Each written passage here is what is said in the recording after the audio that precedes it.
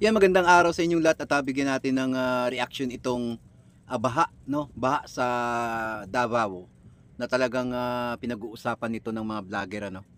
Talagang matindi, no? Ang taas ng baha dito sa Davao. Ano ba nangyayari dito, 'di ba? Akala ko ang Davao kasi nakapunta ako ng Davao, hindi hindi ganyan no? At hindi pa binabaha. Ngayon binabaha na. Ano ba nangyayari dito? Pakinggan na natin. No, bigyan natin ng komento. 25th, 2025.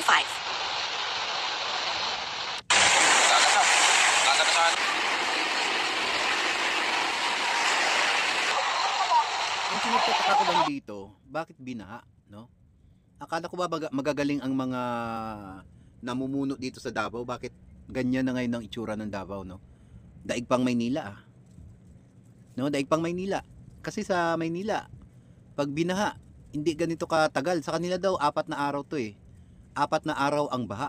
Oh, May 25, 2025. Kailan lang to? Kaya, ang budget dyan sa flood control, asa na, no? Sana bigyan ng pansin ng mayor diyan o congressman diyan sa Davao, no? Kasi puro sila dakdak, puro sila batiko sa administrasyon, pero ang lugar pala nila, tignan nyo, binabaha, no? Talagang matindi ang baha dito sa Davao. Kung iisipin mo ng mabuti, no? Dapat ayusin muna nila ang lugar nila sa Davao bago sila mag-ngak-ngak sa gobyerno. Oh, tingnan nyo, yung mga dito, mga tao dito, halos mga maka-Duterte dito, no? Kunti lang yata ang mga maka-gobyerno dito, pero kung titiisin, dapat, no? Kung maka-gobyerno sila, dapat tutulungan sila ng gobyerno dito Pero tingin ko naman tinulungan sila dito, no, sa sobrang taas ng baha na to. Alam ko tinulungan sila ni PBBM dito. Pero ang kanilang mayor at congressman yata dito, walang pakialam. No, walang pakialam sa baha na to. Kung makikita nyo, matindi ang dinanas ng taga-Bagyo. Davao.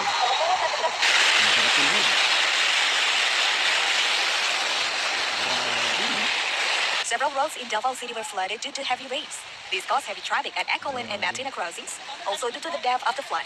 Several small vehicles were stuck in the middle of the road. Until now, the rain which started at 6:50 p.m. has continued. According to a report by some netizens to Davao City, responder, a group of volunteers, motorists are affected by the street flooding.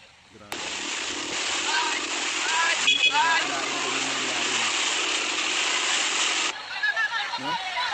Hanap nga tayo rito ng mga ah marami kasing mga mga instances kung bakit nagkakaganyan ang Davao, no? No? Halos halos lahat ng mga balita makikita mo sa YouTube, balita sa TV ay itong baha, no? Baha sa baha sa Davao, no? Baha talaga, grabe. Halos halos yung mga balita dito, ito. Tignan, to 1 day lang, Ba lang slide na itala sa panig ng Mindanao. No, kasi Davao, Mindanao na to No, 7 days, Mindanao nalubog. Ito, sa saksi, Kung makikita mo talaga, lubog na lubog ang mga sasakyan. Libo-libong pamilya sa Mindanao ang apektado ng baha dahil sa mga pagulang dulot ng Intertropical Convergence Zone o ITCZ. Saksi, si Efren Mama ng 7 days ago lang to. Ibig sabihin matagal na yung tubig sa kanila, no? Wasak at hindi na madaanan ang Mangile Bridge at Lawayon Bridge sa Jose Abad Santos, Davao Occidental. Bumigay ang isang bahagi ng parehong tulay dahil sa lakas ng agos ng ilog matapos ang Di ba yung mga tulay? Di ba yung mga tulay, lumang-luma na ang mga tulay. Bakit hindi ito ipagawa, no? Ng mayor diyan o congressman diyan. Lumang-luma na. Alam naman nila na pag bumaha na o bumagyo na, mawawasak talaga yan. Ayan, naputol daw yung tulay. Di ba? Malaking problema ito ng Davao, no? Kumbaga gising na kayo, no? Gumising na kayo mga taga Davao. Kasi nga binabaha na kayo diyan. Palitan niyo na ang mayor ninyo. Palitan niyo ang inyong congressman. Dahil wala nang nagagawa yan, no? Wala nang nagagawa. Kundi sila na lang yan ang magpapayaman, pero yung lugar ninyo ay hindi na yan mapansinin. Katatapos lang ng halalan, butuhan, binoto nyo na naman uli ang mga Duterte. Natignan nyo yung lugar ninyo, walang kaasenso-asenso. Yung baha talagang mataas na mataas na. Tingnan nyo, oh. Grabe. Oh. Alam mo, Maynila na rin, oh. The long stretch of Roxas Avenue in Davao City was flooded due to heavy rains on Sunday night, May 25, 2025. According to the Davao City Disaster Risk Reduction Tsaka isa pa, walang ulan. No? Walang ulan. Landslide ito ng tubig talaga. Sa buong Davao yata ito, no? Napunta ako dyan, hindi ganyan eh. Hindi, pag umuulan, hindi bumabaha. Pero ngayon, parang nangyari, parang sinakluban sila ng kamalasan. Oh, dahil sa mga nangyayari sa kanila. Sa mga ginagawa nilang sobrang panlalait sa gobyerno. Ito na ngayon, no, ang kapalit. Oh, kumbaga, gumising na kayo. Mga taga Davao, gumising na kayo. Palitan nyo na ang mayor ninyo, palitan nyo ang congressman ninyo para naman mapaayos ang mga drainage dyan. Kasi tingnan nyo, barado yan. Kaya sobrang taas ng tubig. Wala nang madadalaw yan sa kanal. Punong-puno. Oh. Sira yung mga drainage ninyo. Dapat ipahukay ng mga ano yan dyan, ng mga politician, no? Government employees dyan, no? Yung mga nanalo. 'Di ba? 'Di ba yan ang gusto ninyo mga Duterte? Eh bakit may hindi nga naayos-ayos yung ano ninyo diyan sa flood control ninyo? 'Di ba? Kitang-kita, oh, binabaha ang palengke nila, oh. Mahigit pa sa Production and Management Office, or CDRRMO, the heavy rains were caused by the Intertropical Convergence Zone, or ITCZ. Grabe, oh. Alam mo dapat, eh. Dito sa Manila. Mga tao din, oh. Several areas in Davao City were flooded following heavy rains that fell on Sunday. Ito pa ang problema dyan. Baka may mga lumalangoy na buhaya na galing dyan sa mga sa mga tawag dito, yung may mga nag-aalaga ng mga buhaya, o baka lumagpas yung buhaya o yung mga ahas dyan, kasi maraming gubat dyan, eh, sa Davao. Nakapunta ako dyan, maraming gubat dyan. Kahit sabihin pa natin city ito, di ba? Eh kung lumagpas yung mga buhaya, lumabas doon sa kanilang di ba? Yung kanilang pinaglalagyan dahil tumaas nga ang tubig. O di tapos yung mga tao diyan, no? Maraming nag-aalaga ng buhaya diyan, sa Davao. Di ba? Delikado diyan, di ba? Si Lalay, baka makikita niyo pa si mga kapatid ni Lalay diyan, o lagot kayo ngayon. Dapat ipagawa na ng mayor ang mga drainage para naman mahibsan ang baha diyan sa Davao. O, tingnan niyo. Di ba? Duterte kayo ng Duterte. Ang iniisip nila, yung manlait lang sila sa gobyerno, pero tignan mo yung lugar sa Davao, binabaha. Nilalait nila yung bigas na 20 pesos na napakasarap. Pero ang daming bumibili ng bigas ng presidente. Di ba? Maraming pumipila na mga DDS. Oh. Tingnan niyo naman ang ginagawa ninyo. Para kayong sinakluban ng langit at lupa, binaha kayo dahil Duterte pamor. Gusto nyo yan. Parang ano yan, eh, kinarma, no? Wag na natin lahatin yung mga dyan, yung mga tao dyan, yung mahilig sa Duterte. Dapat palitan nyo na mayor nyo dyan, tsaka congressman nyo. Walang mangyayari dyan sa Davao, diba? Palitan nyo na yan para matulungan kayo ng sapat na tulong ng gobyerno. Eh, inaaway nyo ang gobyerno. Tingnan nyo, pati mga tao dyan sa Davao, hindi naman lahat, pero mga tao dyan, karamihan sa Davao ay maka-Duterte. Di ba? Dapat palitan nyo na yan. Kasi habang kayo ay nanatili na iboto ang mga Duterte at kalaban ang gobyerno, hindi talaga kayo dyan matutulungan ng lubusan ng gobyerno. Kasi kalaban nila. No? Kawawa kayo dyan. Kasi magkalaban ang mga Duterte tsaka mga Marcos. Paano sila matutulungan dyan? Di ba?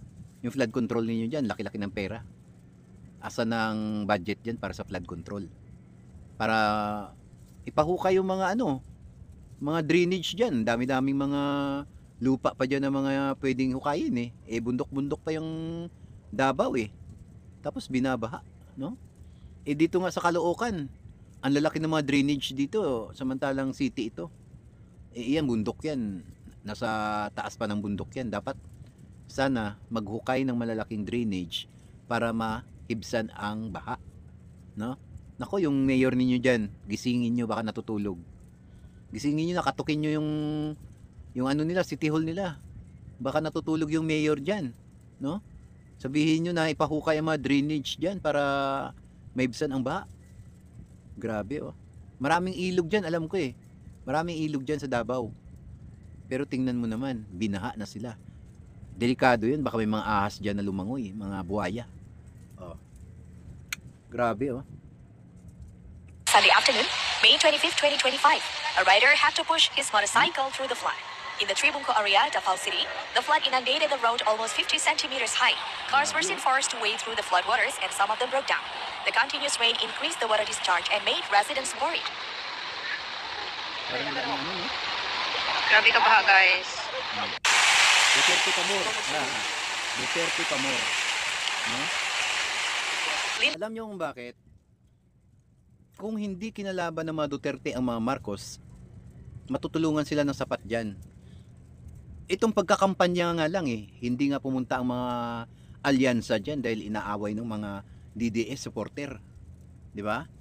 Kaya natatakot ang mga alyansa na pumunta dyan sa lugar nila kasi pinagbabantaan nila. Di ba? Kaya tignan mo ngayon, pag bumaha dyan, magkaroon ng mga problema dyan sa Davao, nako, singilin nyo ang mayor ninyo at ang congressman ninyong manyak. No? Walang mangyayari dyan sa Davao. Maniwala kayo sa akin. Marami ngayong umiinda sa itsura ng Davao. I-compare mo sa ibang lugar sa Pilipinas.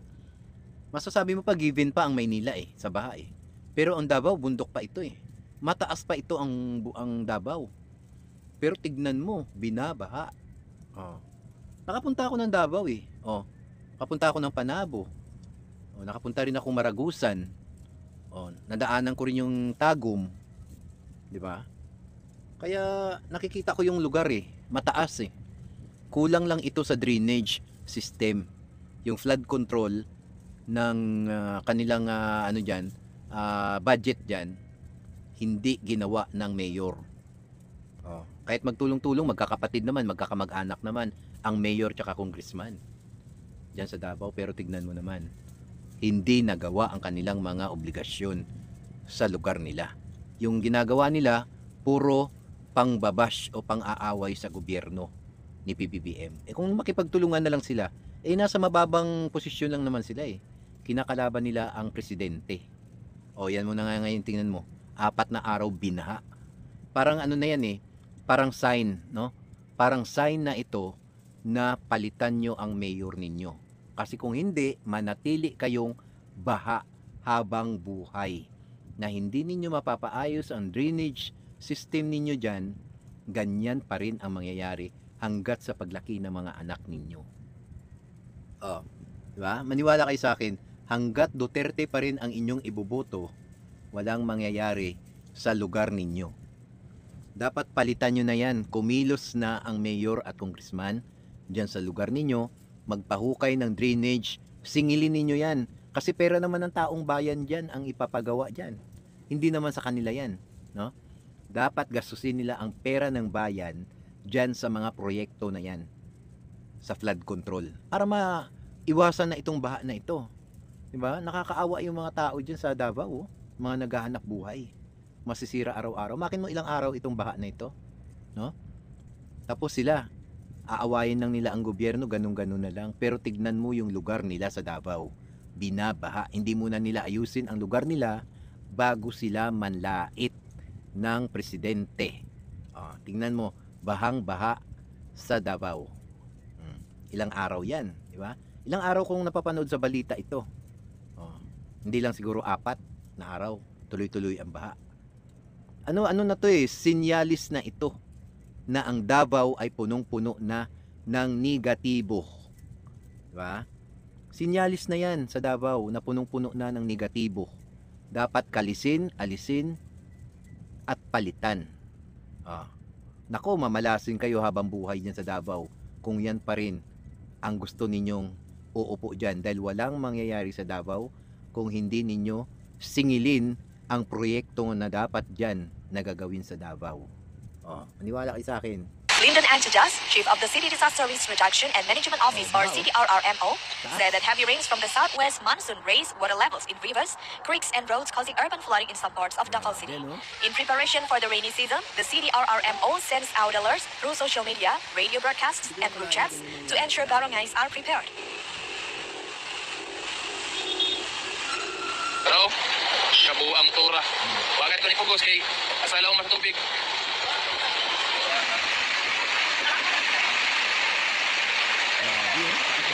Problema yun, may Judges aso, noted that buhaya. flood preparedness in barangays is constant due to unpredictable nature of climate change. Climate He added that the change yan. Davao City Coastal Road, or DCCR, has helped reduce flooding in coastal areas, Ito which dahil ganyan na ng mga nangyayari ngayon sa Davao, dapat kalampagin nyo na ang mayor dyan at congressman na magpahukay ng mga malalaking drainage system para naman maibsan ang baha dyan.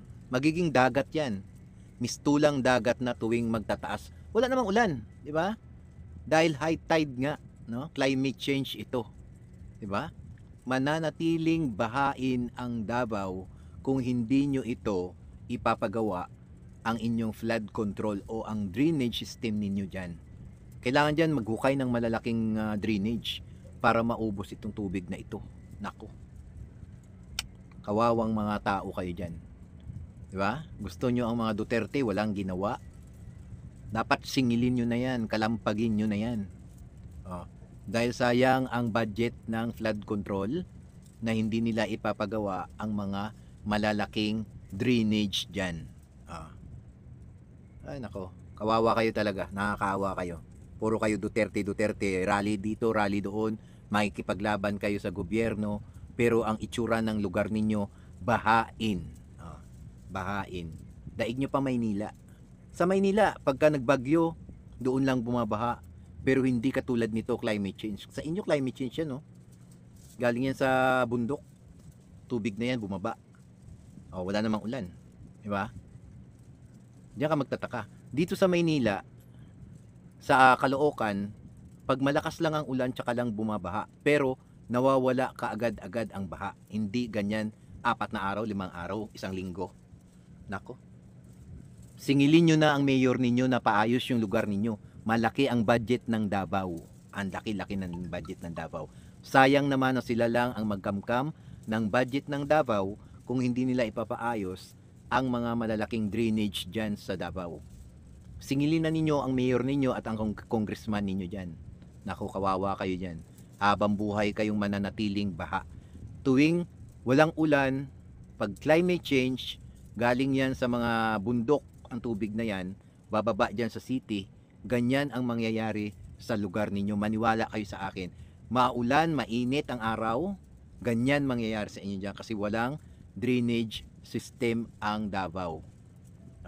Dito nga sa Caloocan, ang lalaki ng mga drainage dito eh. Talagang nagpapahukay pa sa gitna ng kalsada. Ang lalaki. Diba? Dahil iniiwasan ang ganitong baha. Kung makita niyo sa Caloocan, napakalaki ng mga drainage dito sa gitna ng kalsada hinuhukay. Diyan no, tingnan nyo. Nako, dati siguro hindi naman binaba itong Davao pero ngayon sobrang taas na ng tubig. Antayin nyo pa ba?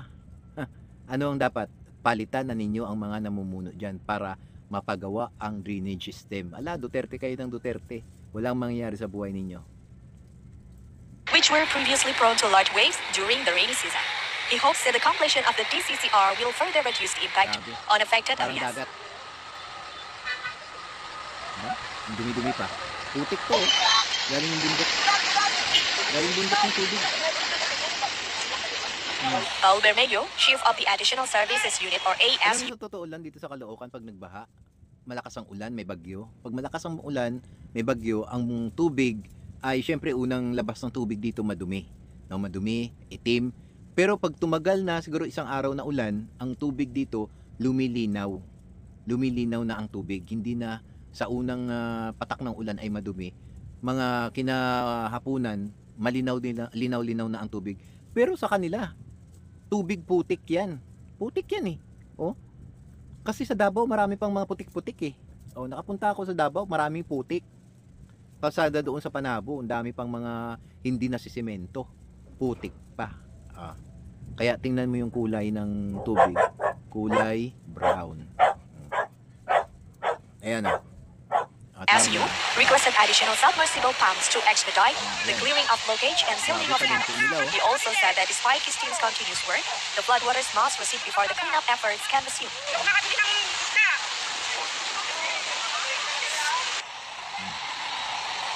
Grabe oh. Gusto ng dagat. The The Department of Science and Technology, or DOST, also issued a general flood warning, warning of light to moderate rains and thunderstorms that could affect water flow in the area. They urge residents in mountainous and low-lying areas to take precautionary measures. Putik talaga yan, no? Putik talaga, o, di ba? Ilang minuto nating pinapanood. Kahit saan ang tubig, tulay-dilay. Tulay-dilay ang tubig, eh. Several Davao residents who work in offices have expressed their frustration over the recent weather disruptions, which have made it difficult for them to reach their homes and offices on time. Sunstar Davao spoke to people who were stranded by the heavy rains for almost 24 hours. They shared that while difficult daily commutes are common, poor city planning has exacerbated the problem.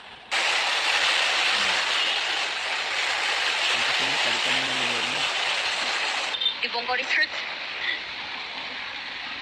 Pwede na maligo, may entrance. Oh, yan, ligo ka. Oh, di ba? Kitang-kita nyo naman. Tubig, no? Kaya ang masasabi ko talaga dyan, palitan nyo na ang mayor ninyo na tutulog sa kangkungan. No? Walang proyekto. Di ba? Puro kill. Nako po, habang buhay kayong ganyan. Bahain. No? Yan, sa mga lahat ng mga nakakapanood nito, mga Duterte supporter dyan, oh, yan, tingnan nyo. Walang proyekto ang mayor ninyo, kundi inaabuso na kayo. Oh, wala. Matutulog kayo sa kangkungan sa baha. Tingnan nyo na mabuti yan. Singilin nyo na, kalampagin nyo ang budget para dyan sa flood control na yan. Dapat unahin nyo muna sarili nila bago ang presidente awayin nila. No? Unahin muna yung lugar nila. Unahin yung Davao. Linisin, ayusin para walang baha, walang may masabi bago sila tumira sa presidente. Yan, please po, suportahan nyo naman ang ating channel. Ito po ang bago nating channel, no? Tots Amigo. Yan, maraming salamat.